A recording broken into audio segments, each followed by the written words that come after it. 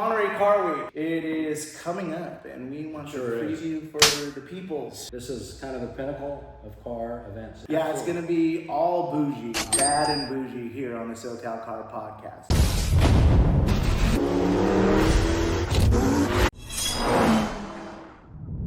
Let's jump right into it. We have some great cars that are going to be coming up in auction here. A Aston Martin 1962 DB4 GT Zagato. 14 of 19 cars built. Winner of the Vitesse Elegance Trophy. Pebble Beach 2019, where it was also one of 4 cars to be Best of Show finalist. And estimated price going to be $12 to $15 million. Extensive use of hand form, aluminum body panels, all great stuff. One of the rarest and most desirable Aston Martins ever built. Each was hand assembled, and no 2 examples are exactly alike. What do you think of this car, Dad? Well, let me start off with the brand, Aston Martin. This was in their heydays, right? Heyday in the 50s and 60s. When they were building cars that were showing up in the James Bond movies, 007, DB4s, DB6s, these cars were highly coveted because they're just beautiful to look at. They were well designed, well engineered, certainly high performance vehicles. Those days are long gone. They have a big presence in racing. They create some beautiful cars now, DB9s, DBXs, Vantages. But this was their heyday, and this is the mountain car. This is it. This is fresh off coming off the Carroll Shelby, Aston Martin years when they were dominating Le Mans in the late 50s. Yeah, that's a great point. You bring up the racing heritage and their dominance in racing. I think this car won. So beautiful car, exceptional design. I think these are hand built, if I'm not mistaken, as opposed to factory. Yeah, Milanese coach builder Zagato. There's so few of these cars around is because once they were done racing, moved on to the next design next year. Look at that beautiful car. It's exceptional. I'm surprised if it only goes for $15 million. I mean, this is a car with great race heritage. Why wouldn't it go for 15 to 20 in my opinion? Yeah, right. Well, everything DB something in the 60s, right? It was going to go for a high price. Well, 14 of 19, how rare can you get? So what do we got up next, Jay? Delage, right? Delage?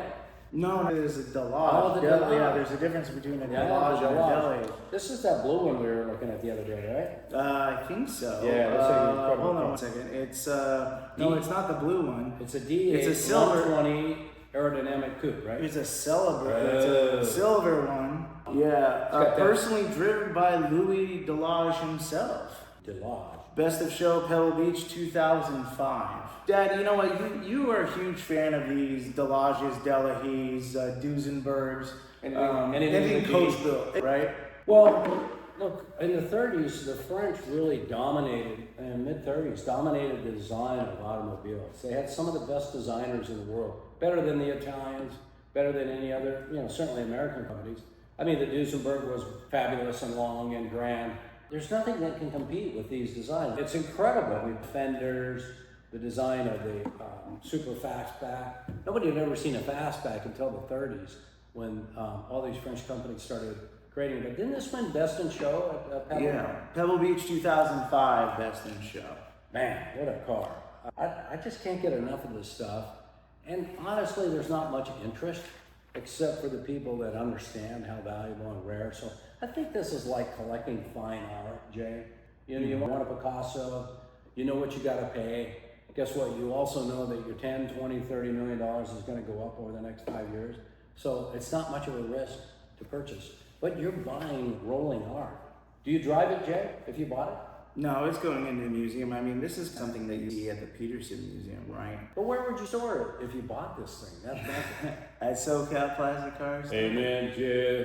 SoCal. I wonder how hard those cars are to drive, I love the title of this article, A Masterpiece of French Art Deco on Wheels. And that's exactly what it is, right? The Art Deco style of the early 20th century. You're a big fan of that, right? Of Art Deco? Anything Art Deco. So I love that vibe, I love that era. And I think it ended at the end of the 40s, but what a beautiful car. I don't know if you guys are into it, but we love it. Can't wait to see what happens at the auction? As the estimated price at $5 to $6 million, right? I'm thinking more. But okay. More or less? More. I'm going 7 to 9 on that. We got a 96 Ferrari F50, one of 31 in the Giallo Modena color, 239 of 349 built. This is a naturally aspirated V12 derived directly from the 1990 Formula One program. Maybe it's numbers like that, that's why I've never seen one. I've seen an F40 in the wild, V12, revs up to 8,000 RPM, but guess what? 0 to 60 in 3.8 seconds. You know, for today's day and age, if you're not in the 2 seconds, you're kind of in the slow lane. But I wonder how fast this car was in that 1996 era. It was probably breaking records. I don't know. 513 horsepower, 347 foot-pounds of torque. I mean, it was booking it. Well, like, it's the first Ferrari to be, like, truly derived from its Formula One program, right? So a lot of people want this car. Its engineering significance, unique driving experience.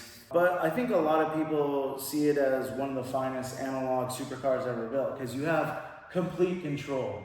There is no foolproof driving, not like the modern supercars that we have, right? Well, I think there's a demand for all things analog, all things non-electronic, all things not naturally aspirated.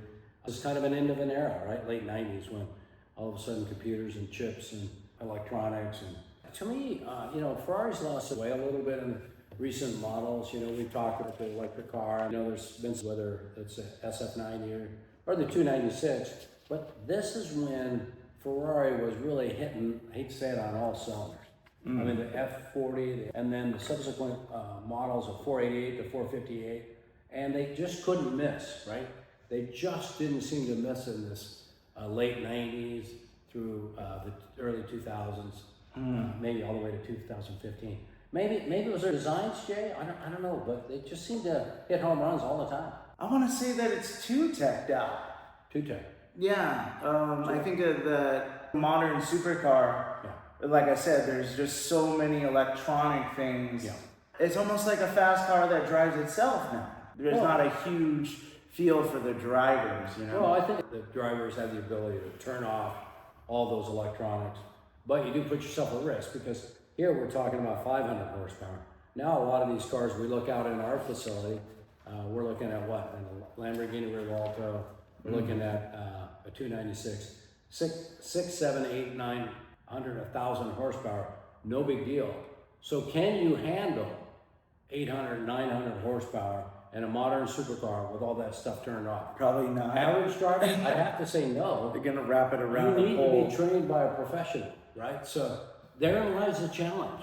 Well, look at this. This car has no power steering, no anti-lock braking system, and no electronic stability control. So Perfect. It is completely up to the driver to drive this car. But I don't think anybody's gonna drive it because I think an estimated price is $12 to $21 million. Yeah, again, I don't see him taking this to a track and scraping fenders during the Classics race, but Yeah. hey, I'd love to see somebody do it. I mean, I saw someone on Instagram driving around an F40 and I was like, what are you doing, bro?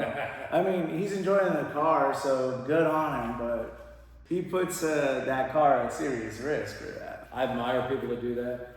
Let us know if you're driving your F50. We want to hear from you. Reach out to us and just say yes, please. I don't know how many of our audience is driving F50s. How about the F40? We'll take that too. Let us know. We're all in. I would drive it, but I'd have to call my insurance company. That one day might cost you thousands of dollars. Lola, Jay. Yeah. Good old Ford. Huh? The 66 Lola-Ford T70 Mark II Can-Am Sports Racer. Say that 5 times fast.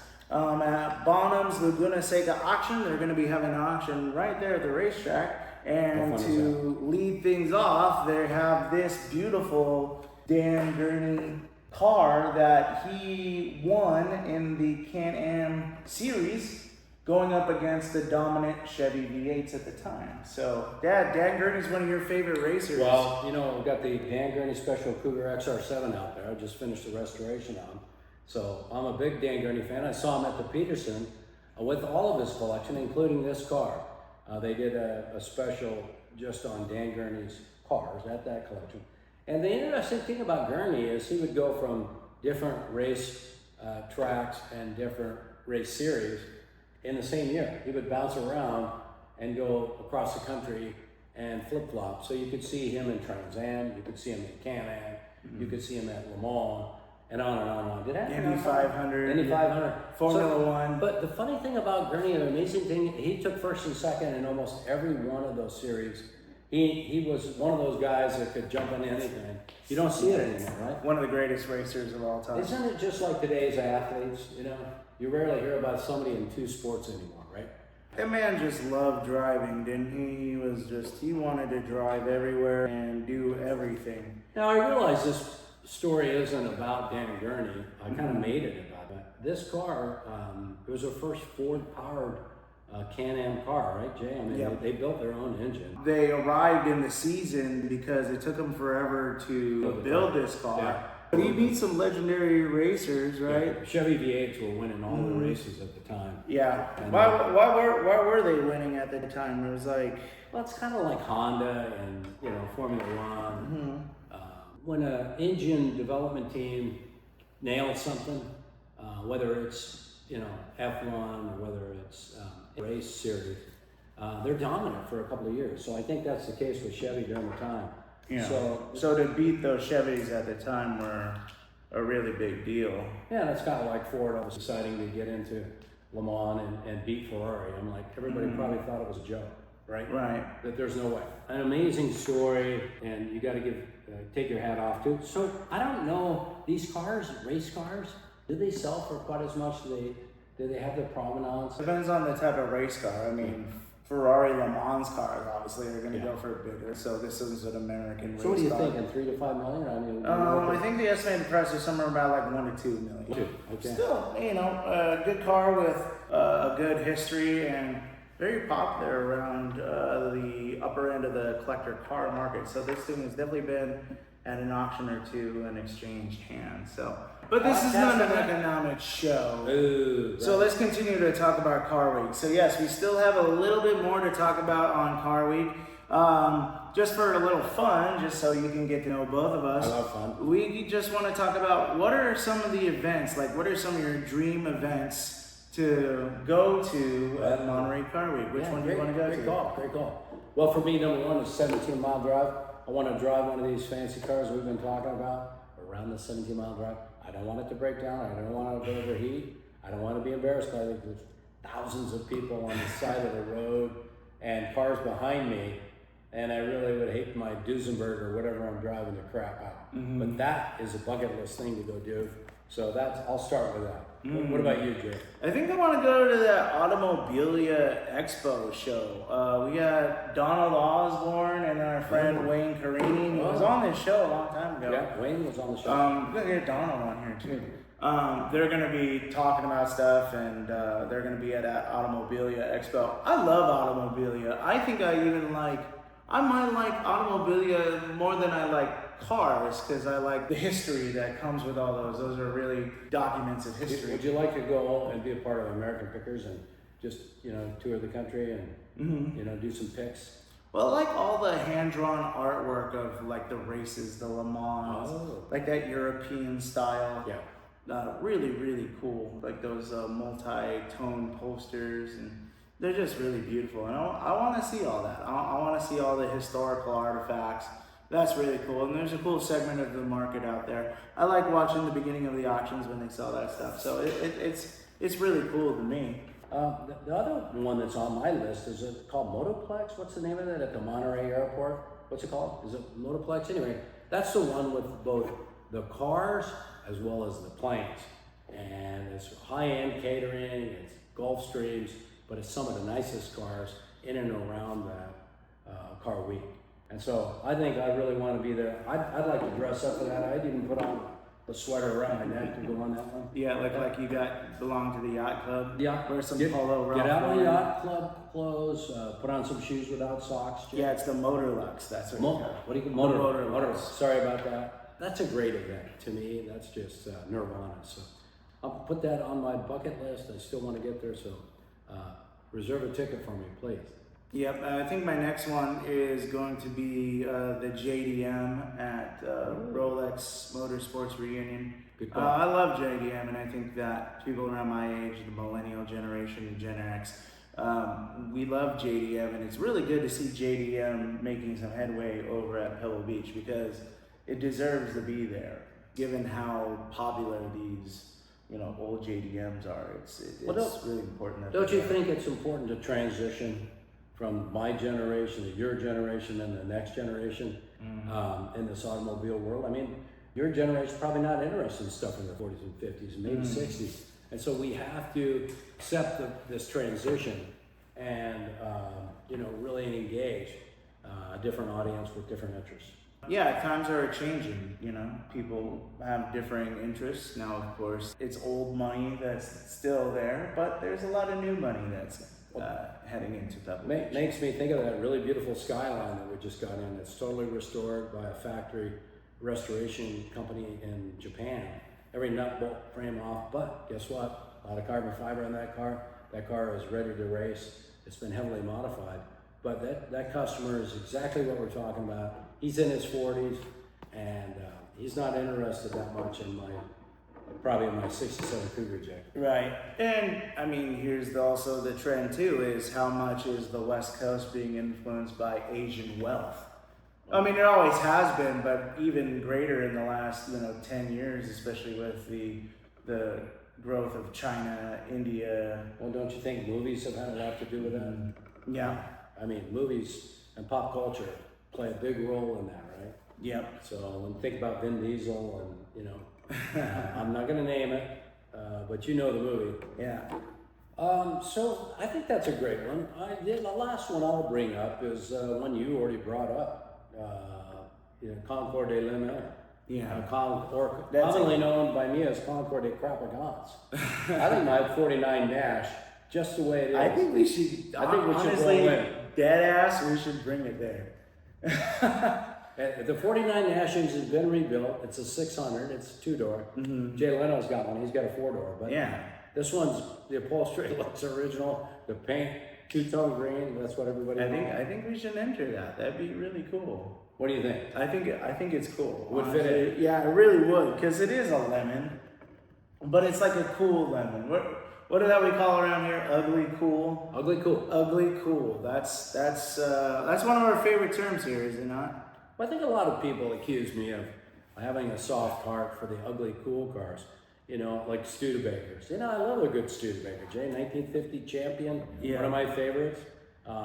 You like those really big arching coaches, I like strange windows and strange bumpers, and I don't know. There was something very interesting about what happened in the '49 era to the '50s when they went to fastbacks, and designers were going crazy, hiring a bunch of aerospace designers and executives trying to make their cars look like they were going fast when they weren't. It was a cool time, but they're not highly coveted. Yeah, so those are some of the cars that were featured. Awesome. That's great.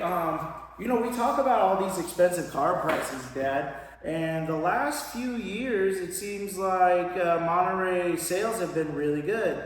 Last year was the second highest sale. 2025, $430 million. 2024, $390 million. 2023, $400 million. 2022, 471.2. So what do you make of that? So in 2022, we had 470 million. In 2025, we had 432. So it created like this little mini sideways parabola shape. Yeah. But it kind of shows us that the market has really been the same ever since 2022, especially at the upper end of the market. It's hard to gauge the results of these auctions for a couple of reasons. One is the reserves, right? And the sell-through rate. If the cars are no reserve, the auctions will be much more productive. But if a guy's got 20 million in the car, he's not going to give it away for 10 at no reserve if the right buyers aren't there. So it can be a little misleading. Are the cars the 10 and 20 million dollar cars that are up for sale this time, or are they the 500,000 to 2 million? Okay, so you're going to need to push more cars through. It really depends on the mix, I think. Well, reserve or no reserve, I think Haggerty ran this article recently that there's a K-shaped economy going Oh, for sure. in the collector car market, Oh, for just sure. like the stock market and the regular Just- economy. yeah. And what they were saying is that average car prices are soaring, or average car sales are soaring, while the median sales price in the collector car market is flat and it's at a really relatively low number, while the average sale price is in the six figures. The median sales price is at the low tens of thousands, right? So the upper end, probably the middle of the road car market is pretty flat, but we're seeing some insane prices over the last 2 years in this type of upper echelon, million, 500,000 or above, right? What's the old saying? The rich get richer. We have to look at this a little differently. You can use the term K-shaped economy, where the wealthy aren't experiencing a recession or economic downturn. Fair enough. But I think the other thing to consider is it's being driven no different than the card market, the collector card market, baseball, sports card, Yu-Gi-Oh, whatever. There's so many people who are in that market as investors. They're speculating, Jay. They're out there buying the rarest Otani cards, and they know they're going to go one direction. So it's an alternative investment class when you're buying these cars at Sotheby's, when you're up at Pebble Beach. And maybe they're spending $1 or $2 million, but their intention is for those investments to double or triple in the next 5 to 10 years. Right. So I think people need to understand that they're not going to be able to drive most of these cars, right, Jay? As you said before. Yeah, why would they? They're not driving them. Yeah, They're going to be because then it would lower the investment value. So I think Unless there's some insane billionaires there that don't care. now some people might find that is really sad that these are really just cars that aren't going to be rolling art. They're going to be parked art. Maybe they're parked art. Yep. But I think that's okay. I think they're appreciated because they get out in this format. People go nuts, spend a lot of money, wear fancy clothes, and we're talking about it. I think that's okay. Yeah, I don't think that there's any problem with it. I think what I worry about, at least from an investment standpoint, is there a bubble being created here at the top of the market? Is this gravy train just going to keep rolling for the 1%ers that can keep investing in these types of vehicles? Well, listen, collectible markets are always high risk, high reward scenarios. And so I think all bubbles eventually deflate a little bit. But in the long run, it's like if you bought a Rembrandt, if you bought a Picasso, don't you think it's only going one direction? It might dip down like the stock market for a year. Yeah. But don't you think it's heading up and up? Yeah. I mean, if you want to buy something for the next generation or two. Well, they only get better, right? They only keep going up in value. How can you lose over time? Yeah, because look, we talked about cars. How many were built? Of 19, of 400, of 50. Of 349. Well, it's like the Shohei card, 1 of 250. Hey, look, get that card. Sit on that thing. Make money. So, I don't know. I hate to put cars in this investment class. Yeah. But I think at these prices, that's what they are. But I think also these people that are buying are enthusiasts. They're serious car people, I think. Yeah, totally. But then that becomes, for the uninitiated, right? For people who are, upper middle class, who think that they're going to sell their cars for a higher premium than they did 10 years ago, they're going to be, sorely disappointed because everything's flat. Everything under $100,000 is flat. Or trending down. If it's an old classic in the 50s, 60s, and many 70s, they're trending down. Yeah. 40s as well. People need to be careful and not correlate expensive investments in cars versus their 65 Mustang or 37 Ford. But hey, look, it's okay. We don't have to covet these cars. We enjoy and appreciate these cars. We know how special they are. And they're going to be well preserved. Nobody's going to buy some art and then destroy it. No. So, speaking of being inspired by airplanes, a very special car is going to be there at the Pebble Beach Concours. It's called the Sunbeam 1000 horsepower, recently restored. I think it was a really long restoration. This is the first car to ever go 200 miles per hour on land. Wow. set the land speed record at the time. I think it was in Bonneville, Salt Flats, or where was that 19. at? No, it was on at Daytona. Oh, this is Daytona. Yeah, we talked about this earlier in the week. Yeah. That's pretty cool. On the beach at 200. That's incredible. There was two 22.4 liter Sunbeam Matabelle V12 aircraft engines, one in front of the driver and one behind him, Man. producing 900 horsepower. I think the only thing cooler than that is when Chrysler put a jet turbine engine in a prototype car. Now Jay Leno's got one of those. And Jay, if you ever want to take Jay and I for a ride, speaking of Jay's, we'd love to join you in the ride in that turbine-powered Chrysler from the 60s. I think he's got one of maybe 2 or 3. I don't know how many they built of those. But there's always been this fascination or this attempt to, fusion both cars and the power and precision of aerospace. But it's hard to do because the heat of a jet engine, for example, is extraordinary. The noise from a jet engine is really challenging, and the fuel consumption. So is that car going to be there? That car is going to be there. Is it going to be up for sale, or is it just going to be a sale? No, I think it's just going to be on show there. Oh, well, yeah, check that one out. Yeah, at the Pebble Beach Concours. Let us know what you think. How do we pronounce Concours d'Elegance? Concours d'Elegance. God, I don't know. You got to have a French accent to it. I don't. It's Concours good. d'Elegance. It's amazing how many of my customers can't get that right, but it's challenging. Yeah, concourse. You can't say concourse. No, is it kind of like saying Porsche? Porsche. No, but if you say Porsche, it's the same thing, right? People correct you. I say Porsche. Who cares? Oh my God, I can't believe that, Jay. Who gives a shit? Oh my God. That's All right. a hot take right there. Well, the final thing is, just for a little cute story that we like to put at the end.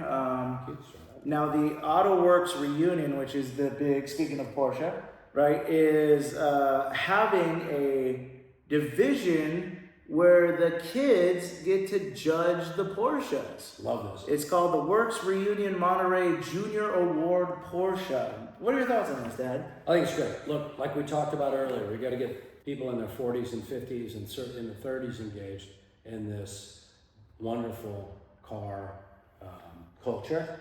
But we have to do the same thing. We got to engage these younger people in their teenage years. And what better way than to give them the power of judging? Yeah, they can be judgy.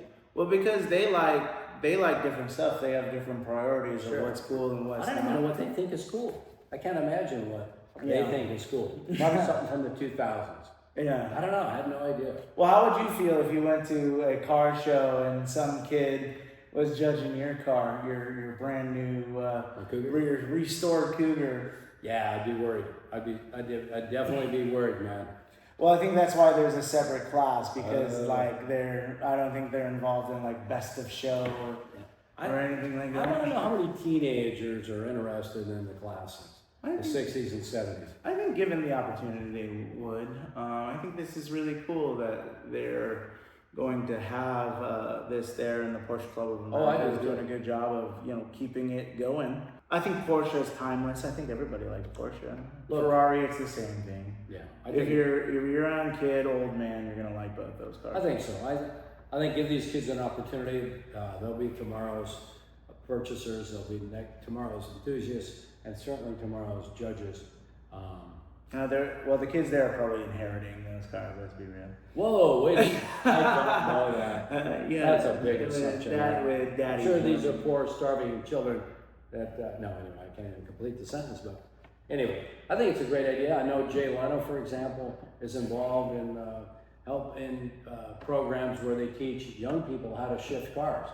So there's actually a program to teach the next generation how to manually shift a car, which is a dying art, by the way, and we see it every day. Well, I think that is it for our show here today. Thank you so much for stopping by. Check us out on our socials at SoCal Classic and also the socials for this podcast at the SoCal Car Podcast. So go check us out on Instagram and make sure to hit that subscribe button and that follow button on all sorts of socials. Again, I'm Jay Marash and this is Dean Marash and we are going to be signing off. Happy driving out there. And hopefully some of you can get to Car Week and let us know what you thought. Yeah, right. Because we're not going this year, but next year. We always say that. I know we do, Jay. Yeah, we next year always we're say going. that. Next year, it's kind of like Cubs fans. This is the year. But anyway, thanks everybody. Appreciate you.